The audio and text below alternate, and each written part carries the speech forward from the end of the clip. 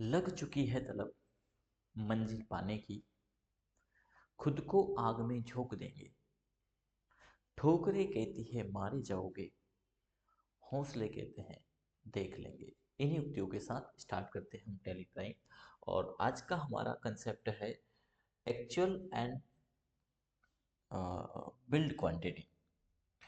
असल में जब हम बिजनेस के अंतर्गत या बिजनेस की जब हम बात करें तो ऐसे कई मामले आते हैं जहां पर माल को खपाने का या यूँ कहते हैं निकालने का प्रयास हमेशा सन्ड्री क्रिएटर द्वारा किया जाता है। यानी हमारा जो सन्ड्री क्रिएटर है वो हमें माल प्रोवाइड करवाता है। इसी प्रकार हम भी अपने सन्ड्री क्रिएटर्स को माल खपाने का प्रयास करते हैं और ये होना भी चाहिए।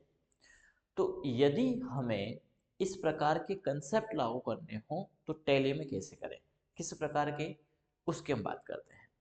जैसे कि हमने अपने सन्ड्री क्रिएटर से कहा कि हमें 5 कीबोर्ड की आवश्यकता है, कोई भी कंपनी का लीजिए। तो हमने 5 कीबोर्ड की डिमांड की और हमारे सन्ड्री क्रिएटर ने कहा कि 10 पीस रख लीजिए, बाद में नहीं मिलेगा। बोले हमें ज़रूरत नहीं है। बोले कोई बात नहीं, यदि नहीं बिके तो वापस कर देना।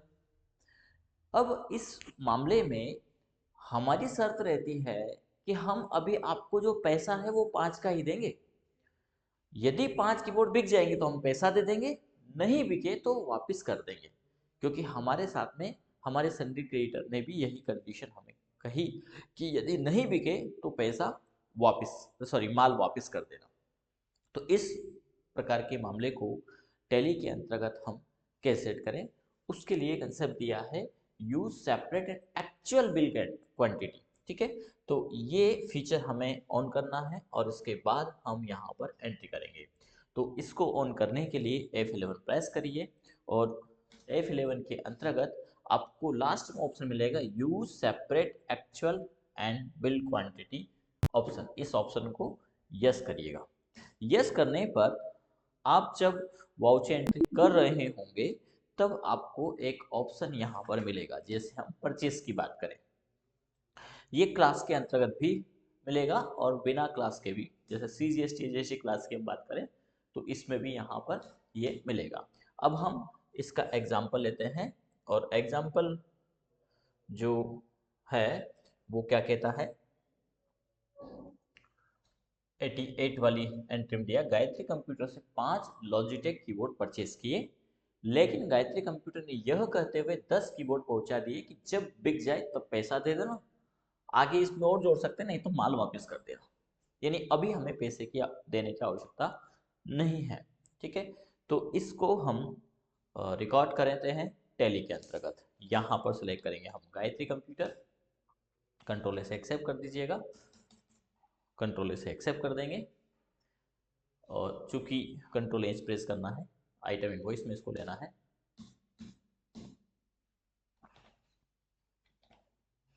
देखिए यहाँ पर क्वांटिटी कॉलम आ जाएगा, इस क्वांटिटी कॉलम में एक्चुअल और बिल्ड दोनों मिलेगा। इसमें हमने लिया Logitech keyboard, keyboard Logitech actual 5, sorry actual तो 10 है, 10 पहुंचाए, लेना कितना, बिल कितने का है, 5 का। अब देखिए 5 के हिसाब से यहाँ पर 2250 रुपये विद GST हो रहा है और 2655 का यहाँ पर हमारा बिल बन रहा है। अब इसमें क्या होगा, जो हमारा इन्वेंट्री है वो इफेक्ट होगा लेकिन कैश इफेक्ट नहीं होगा, या बिलिंग वैल्यू हमारा इफेक्ट नहीं होगा। सैनिटरी क्रेडिटर को देना हमारा यहाँ पे नहीं बताएगा, नहीं लाइबिलिटी यहाँ पर नहीं बढ़ेगी। ठीक है, तो कंट्रोल ए से हम यहाँ पर एक्सेप्ट करेंगे। इसके बाद हम डिस्प्ले के अंतर्गत इन्वेंट्री बुक के लिए आई प्रेस करें और यहाँ पर स्टॉक आइटम में या गोडाउन में जाकर के आप चेक कर सकते हैं।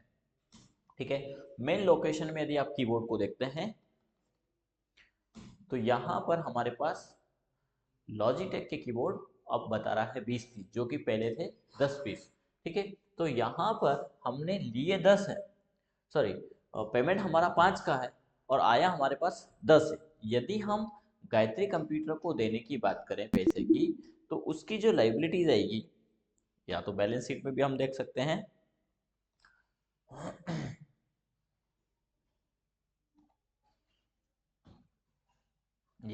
माइनस दिखा रहा है 2655 रुपये, ठीक है, यानी हमें देना है, असल में क्रेडिट साइड खड़ा है, 2655 रुपये हमें गायत्री कंप्यूटर को देना है। यदि हम गायत्री कंप्यूटर को ये पेमेंट पहले दे दें, वाउचर में गए और पेमेंट करते हैं, डेबिट होगा गायत्री कंप्यूटर, पेमेंट जो आएगा वो 2655 रुपये ही आएगा, ठीक है। इसको हमने बैंक से केस कैसे भी दे देना। अब यदि बाद में वो कीबोर्ड बिक जाते हैं हमारे, ठीक है, तब उस स्थिति में हमें इनका बाकी का पेमेंट यहाँ पर करना होगा। जैसा कि 89 एंट्री कहती है पेड गायत्री कंप्यूटर, जो 2655 रुपये हमने पेड कर दिए हैं। 90 नंबर की एंट्री है sale for cash Logitech keyboard with GST. अब लॉजिटेक कीबोर्ड बेचे कितने हमने, 15 कीबोर्ड बेचे हैं, 10 पहले के थे, टोटल हमारे पास स्टॉक में 20 है। तो हम यहाँ पर 15 पीस कीबोर्ड बेच सकते हैं, उसमें डिस्काउंट का भी जिक्र किया गया है। चलिए, तो इसको हम सेल कर सकते हैं। सेल्स की एक वाउच एंट्री करेंगे यहाँ पर, सेल में कैश सेल किया गया है,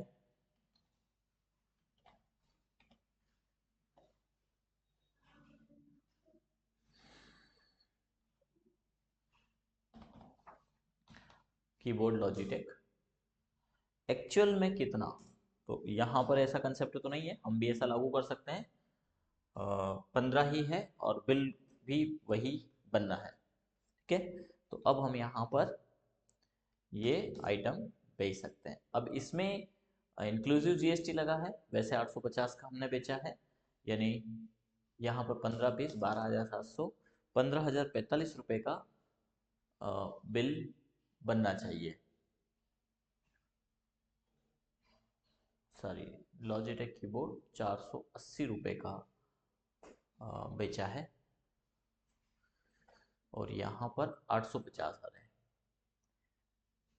तो यहाँ पर हम डालेंगे 480 रुपये, ठीक है। और 96 से इसमें डिस्काउंट है, तो डिस्काउंट ऑन सेल्स में हम डाल देंगे 96, तो ये 8,400 का बिल यहाँ पर बन जाएगा, ठीक है। यदि ये कीबोर्ड पहले का कुछ और होगा तो फिर यहाँ बैलेंस शीट में अंतर आ सकता है।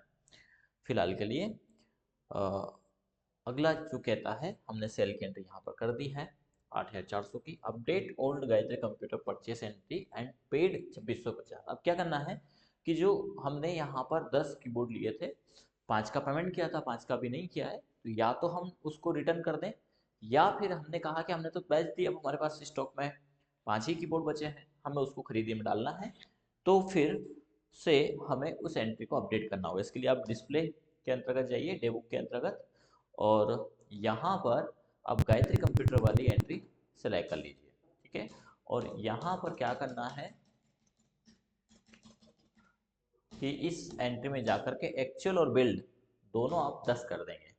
तो चूंकि 2600 रुपये तो हम दे चुके हैं, अब बचा बाकी का, यानी ऐसे देखेंगे तो आपको 5,310 का बता रहा है, लेकिन चूंकि हम 2600 रुपये यहाँ पर यानी 50% अमाउंट यहाँ पर दे चुके हैं, तो अब हमारा बचा हुआ 50% अमाउंट यहाँ पर आएगा, ठीक है। जब आप वाउचर में जाकर के पेमेंट की एंट्री करेंगे, अपडेट करने के बाद गायत्री कंप्यूटर को आप सेलेक्ट करेंगे, तो यहाँ पर 2655 रुपये आएगा, जिसको आप बाद में पेमेंट कर सकते हैं। यानी हमने पहले 5 पीस ही लिए थे, बाद में 5 और को अपडेट यहाँ पर कर दिया है। ये है हमारा एक्चुअल एंड बिल्ड क्वांटिटी, यानी एक्चुअल कितना है, तो एक्चुअल हमारा पहली स्थिति में 10 था, पर बिल कितने का बना, 5 का बना था, ठीक है। बाद में हमने 5 को और अपडेट यहाँ पर कर दिया है, और इसको हमने यहाँ पर बखूबी वैसा का वैसा ही नोट्स में भी दिया है, ठीक है। तो हमने 91 की एंट्री भी यहाँ पर रिकॉर्ड कर दी, यानी परचेस को अपडेट करने के बाद आप पेमेंट की एंट्री को रिकॉर्ड करिएगा। अगला है सेट एमआरपी। तो सेट एमआरपी का यूज़ हम सेल में करते हैं, क्योंकि जब हमारे बिजनेस में आइटम बहुत ज़्यादा होता है, आइटम की संख्या बहुत ज़्यादा है, तो हमें सभी का रेट पता नहीं होता है। तो ऐसी स्थिति में हम चाहते हैं कि उस आइटम का रेट हमें अपनी स्क्रीन पर भी दिखाई दे। प्रोडक्ट पे तो, पैकेट पे तो लिखा ही होता है, लेकिन कई मामले होते हैं जहाँ प्राइस नहीं हो या टाइम लग रहा हो, तो हम फटाफट जब एंट्री कर रहे हो तो आइटम को नहीं उठाना पड़े, हमारे पास उसका ऑप्शन आ जाए। तो इसके लिए हम set MRP, maximum retail price का यूज़ करते हैं, ठीक है। तो सेट एमआरपी सेट करने के लिए हम वाउचर में जाएंगे और सेल्स में यहाँ पर शायद हमने इसके लिए भी अपॉर्चुनिटी दी होगी, इसमें उसी को हम ले लेते हैं। लैपटॉप हम यहाँ पर सेल करें, purchase laptop Asus 1 piece, laptop price 38,500 और MRP 39,500। तो ये परचेस में ही सेट कर दिया गया है ताकि सेल में हमारे पास आ जाए। परचेस में भी हो सकता है, सेल में भी हो सकता है, ये यहाँ पर दिखा दिया गया है। तो इसी एंट्री को हम अ, ले लेते हैं। अब ये कहाँ से परचेज किया ये जिक्र नहीं किया गया है, असूस से ही लिया है। हाँ, असूस कंप्यूटर से ही लिया है। तो हम यहाँ पर असूस कंप्यूटर का लेजर बना लेंगे, यदि नहीं होगा तो है तो अच्छी बात है।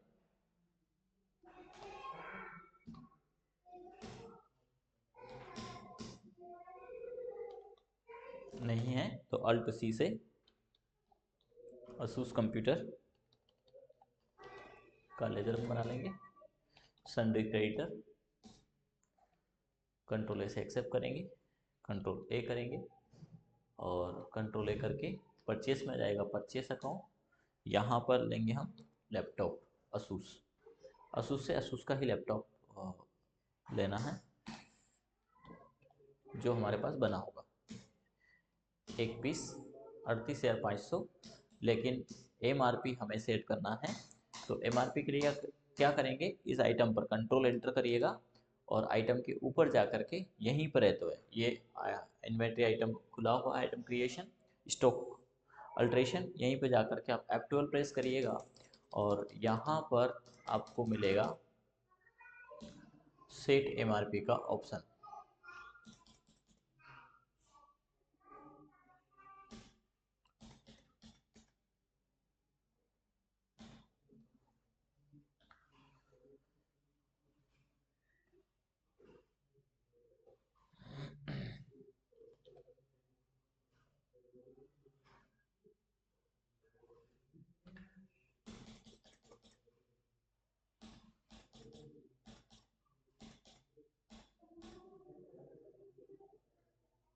ये चेंज कर दिया, थोड़ा सा यहाँ दे दिया है, ठीक है।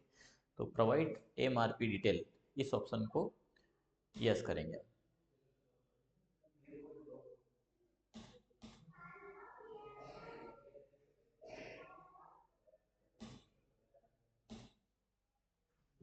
कंट्रोल से एक्सेप्ट करेंगे और ये नीचे आता है यहाँ पर। तो जब वहाँ से इनेबल कर देंगे तो यहाँ पर डिस्प्ले होगा, यदि वहाँ पर डिसेबल है तो यहाँ पर नहीं आएगा। इसके बाद इसको यहाँ पर भी आप यस कर दीजिएगा। और allow MRP modification in voucher, क्या आप वाउचर के समय मॉडिफिकेशन चाहते हैं तो यस कर सकते हैं, नहीं चाहते हैं तो छोड़ सकते हैं। और MRP रेट यहाँ पर आप डाल दीजिएगा जो है 29,500, क्योंकि हम बाद में डिस्काउंट के साथ बेचना चाहते हैं, पर हमें ये पता रहे कि हम इसमें इतना डिस्काउंट देना चाहते हैं, ठीक है। तो ये आ जाएगा। मॉडिफिकेशन हमने किया था, मॉडिफाई का ऑप्शन दिया था इसलिए पूछा था इसने, पर यहाँ पर अब हमारा रेट आ रहा है, मार्जिनल रेट भी है, MRP भी है 39,500, बाकी हमने खरीदा है 38,500 में। इसके बाद हम इसके ऊपर चूँकि क्लास नहीं लिया हमने, तो यहाँ पर सेलेक्ट कर सकते हैं हम input CGST and input SGST। 45,430 रुपये, कोई डिस्काउंट वाला मामला तो नहीं है, नहीं दे रखा है, पर हाँ यही होगा, ठीक है। तो इस प्रकार से हम यहाँ पर MRP रेट को भी सेट कर सकते हैं। इसके बाद आप चाहें तो बैलेंस शीट मैच कर सकते हैं, हालांकि नोट्स में यहाँ पर बैलेंस शीट नहीं है, पर आप इस बैलेंस शीट से अपनी बैलेंस शीट मैच कर सकते हैं और फिर हम आगे बढ़ेंगे। और वो कंसेप्ट हमारा जो है काफ़ी उपयोगी है। और नेक्स्ट जो कंसेप्ट हम पढ़ने वाले हैं वो है असेसेबल वैल्यू। क्या होता है इसको हम नेक्स्ट क्लासेस में देखेंगे, समझेंगे।